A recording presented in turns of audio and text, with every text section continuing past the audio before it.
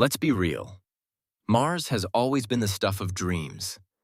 The idea of exploring a new planet, building a colony, and maybe even finding signs of life sounds pretty epic. But before we get carried away, it's time to take a closer look at what actually makes Mars such a tough place to live. In this video, we're breaking it down step by step, digging into all the reasons why Mars isn't exactly rolling out the welcome mat for humans. Ready? Let's decode the reality behind the red planet's reputation. So, what makes a planet habitable? In simple terms, it's all about whether life could exist or has ever existed there. Scientists look for things like water, a comfy temperature, and the right mix of chemicals. Mars is a classic example. It's got some of the ingredients, but it's more like the universe's empty restaurant. No signs of life hanging around. Basically, a habitable planet is one that could host life, or maybe even did, but that doesn't mean it's bustling with activity right now. Let's take a look at what the Perseverance rover has been up to in the G0 crater. Recently, scientists found some unexpected minerals in the area, and it's got everyone scratching their heads. These minerals aren't what researchers predicted based on previous Mars missions, which means there could be new clues about the planet's history. The big question is, how did these minerals form, and what does that tell us about Mars' past environment? It's a puzzle that could change what we know about the red planet. Proving life on Mars isn't as simple as finding interesting rocks. Take minerals like vivianite and goethite. They can form whether life is around or not. That means scientists can't just spot these minerals and declare, "We found aliens." To help sort things out, researchers use a confidence scale. This scale helps them judge how likely it is that any evidence actually points to life, instead of just being a cool chemical coincidence. Let's rewind about 3.5 billion years, when Mars was a little wetter than it is today. But don't get too excited. It was never exactly a cozy place for life.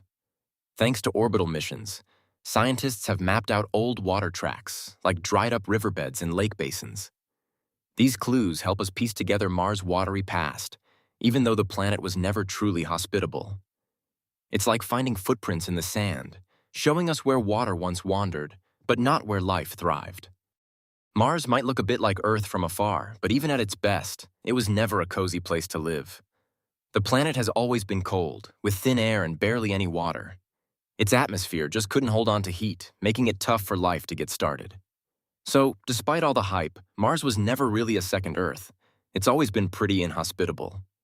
Mars has much weaker gravity than Earth, and that changes everything. Because gravity isn't strong enough to hold onto a thick atmosphere, most of Mars's air has drifted away into space over time. This makes the planet's surface super exposed to cosmic radiation and wild temperature swings. For life, that's a big problem. Without a protective atmosphere, it's tough to survive, and water can't stay liquid for long. So, Mars's low gravity isn't just a fun fact. It's one of the main reasons the planet is so harsh and unstable. Let's talk about Mars and its missing magnetic field. On Earth, our magnetic field acts like a giant shield, protecting us from harmful solar radiation and keeping our atmosphere in place.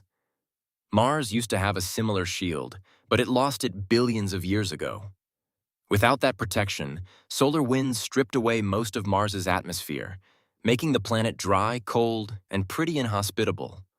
So, the disappearance of Mars's magnetic field is a big reason why it's not the cozy neighbor we might have hoped for. Mars is constantly losing its atmosphere, and it's all thanks to the solar wind. Imagine streams of charged particles from the sun hitting Mars and stripping away its air, bit by bit, every single second. Unlike Earth, Mars doesn't have a strong magnetic field to protect itself, so this erosion is unstoppable. Over time, this process has made Mars a much colder and drier place than it once was. And the kicker? There's no way to reverse it. Once that air is gone, it's gone for good. Mars isn't exactly a cozy place to hang out. Its atmosphere is super thin, so the air pressure is almost non-existent. Temperatures swing from freezing cold to not-so-friendly extremes, and the air itself is pretty toxic. Definitely not something you'd want to breathe. Because of all this, keeping liquid water around is basically impossible. So, if you were hoping for a picnic on Mars, you'd need a lot more than just sunscreen and a water bottle. Let's talk about deadly radiation on Mars. Unlike Earth, Mars doesn't have a thick atmosphere or a magnetic field to shield its surface. That means cosmic rays and solar radiation hit the planet directly, making it pretty inhospitable. Over billions of years, this constant bombardment has basically sterilized the surface, wiping out any chance for life as we know it. So, if you were thinking about sunbathing on Mars, you might want to reconsider. Let's talk about Martian soil. It's not just dry and dusty. Scientists have found that it's packed with perchlorates, which are chemicals that can be pretty toxic. These perchlorates show up in concentrations way higher than what we see on Earth. That's a big deal for anyone dreaming of growing crops on Mars because these chemicals make agriculture nearly impossible. So, before we imagine fields of potatoes on the red planet, there's some serious chemistry to tackle. Nitrogen is a big deal when it comes to life as we know it. On Earth, it's everywhere, helping build proteins, DNA, and pretty much all the stuff that keeps living things ticking. But Mars? It's seriously lacking in available nitrogen. Without enough of this element, complex life just can't get started, because there's nothing to fuel those essential biological processes. That's one of the main reasons Mars is such a tough place for anything more than microbes to survive. On Earth, everything is linked together in a giant web of life. Plants, animals, water, and even the air all play their part in keeping things running smoothly. But on Mars, none of these natural cycles exist. There's no ecosystem to recycle nutrients, balance gases, or support living things. Without these connections, Mars is missing the basic ingredients that make life possible here on Earth. Giant dust storms on Mars are no joke. These storms can last for months and sometimes cover the entire planet in a thick haze. When that happens, sunlight can't reach the surface, which spells trouble for solar-powered equipment like the Opportunity rover. Without enough sunlight, batteries drain and systems shut down, making it impossible for these machines to keep working. It's one of the biggest challenges for anyone trying to explore or operate on Mars. Martian dust is no joke. It's super abrasive and sticks to everything thanks to its electrostatic charge. This means it sneaks into every nook and cranny, making it a nightmare for anyone trying to keep equipment running smoothly. Whether it's solar panels or spacesuits, nothing is safe from this persistent powder. Maintenance on Mars is a whole new challenge because of it. Mars isn't just a sleepy version of Earth. It's a planet that's downright unfriendly to life, and that's not going to change anytime soon.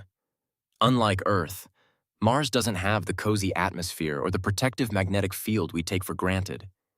Its surface is blasted by radiation, and temperatures swing from freezing to even more freezing.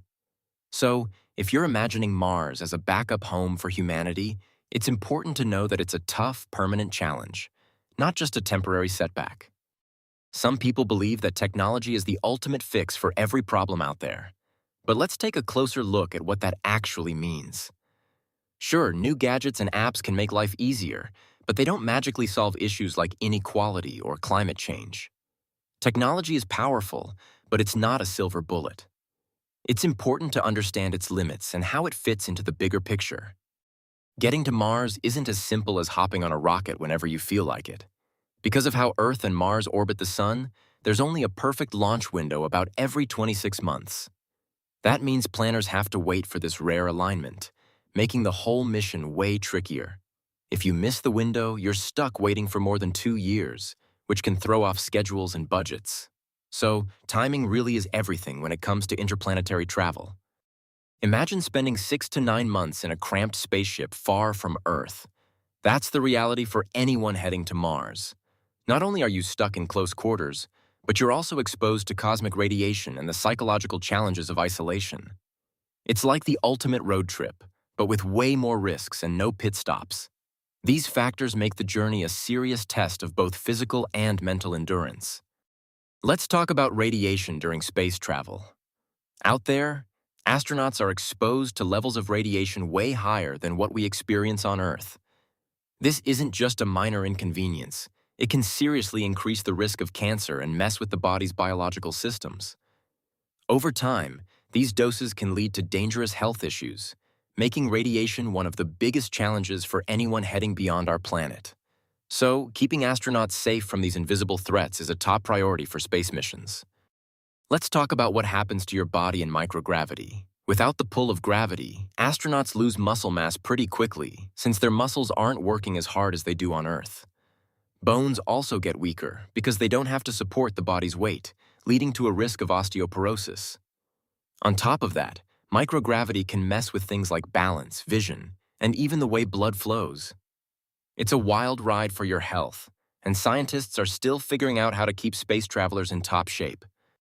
Let's talk about the risks that come with big projects, especially in space exploration. Sometimes, technical glitches or unexpected psychological challenges can throw everything off track. If something goes wrong, it's not just a minor setback. Missions can be delayed for years, or even canceled altogether. And when you're millions of miles from home, turning back isn't really an option. So, every detail needs to be planned carefully to avoid these costly surprises. When it comes to traveling to Mars, experts aren't just worried about rocket science. They're seriously concerned about survival rates. Some studies estimate that the mortality risk for astronauts could be much higher than what we'd accept for any other adventure.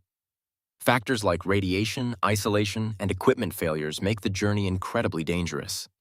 That's why you'll hear scientists calling these risks unacceptable, especially when compared to the safety standards we expect here on Earth. Basically, it's not just about getting to Mars. It's about making sure people can actually come back alive. Landing on Mars isn't as easy as just touching down. The planet's atmosphere is super thin and unpredictable, which makes things tricky for spacecraft. Unlike Earth, there's not enough air to slow down quickly with parachutes, so engineers have to get creative with rockets and special landing systems. Plus, dust storms can pop up out of nowhere, adding another layer of challenge. All these factors mean every Mars landing is a high-stakes puzzle, where even small mistakes can have big consequences. Setting up a base on another planet isn't just about putting up walls and calling it home. You have to bring everything with you: air to breathe, water to drink, food to eat, and all the equipment needed to survive. Nothing is naturally available, so every single resource has to be shipped from Earth. It's like camping, but on a cosmic scale, where forgetting even a toothbrush could be a big deal. This makes the logistics super tricky and expensive, but it's the only way to make life possible in such a harsh environment. Building pressurized habitats on other planets isn't just about putting up walls and calling it a day. The real challenge is keeping the inside safe and comfy, despite harsh conditions outside. Engineers have to figure out how to maintain the right air pressure, temperature, and oxygen levels, all while using as little energy as possible. It's a balancing act between technology, power supply, and making sure people can actually live there without worrying about leaks or system failures. So, every detail matters when it comes to creating a livable space far from Earth. Keeping machines running on Mars is a whole different ballgame. The harsh environment speeds up wear and tear, so equipment breaks down way faster than it would on Earth. Dust storms, extreme temperatures, and low gravity all make repairs trickier and more frequent. Engineers have to get creative, using limited resources and sometimes improvising fixes on the spot. It's a constant challenge just to keep things working smoothly out there. So, let's talk about food on Mars. Growing your own veggies sounds like a smart move, right? But here's the catch. Mars isn't exactly a gardener's paradise. The soil is full of toxic chemicals, there's barely any water, and the sunlight is way weaker than on Earth. Scientists are working on clever solutions, but for now, making Mars self-sufficient when it comes to food is a huge challenge. When it comes to space missions, relying on supplies from Earth is a real headache. Every delivery is expensive, happens infrequently, and can be thrown off course by all sorts of unexpected problems. Whether it's bad weather, technical glitches, or even political issues, there's always something that can mess up the schedule. This dependence makes planning and running missions way more complicated than you might think. So Mars might sound like the ultimate adventure, but when you look at the facts, it's a tough nut to crack. The planet's harsh environment, tricky chemistry, and biological challenges make setting up camp there nearly impossible for now. Sure, the idea is exciting, but science says we're not quite ready to pack our bags. For the foreseeable future, Mars will stay a dream rather than a destination. But who knows what the future holds? Maybe one day we'll figure it out.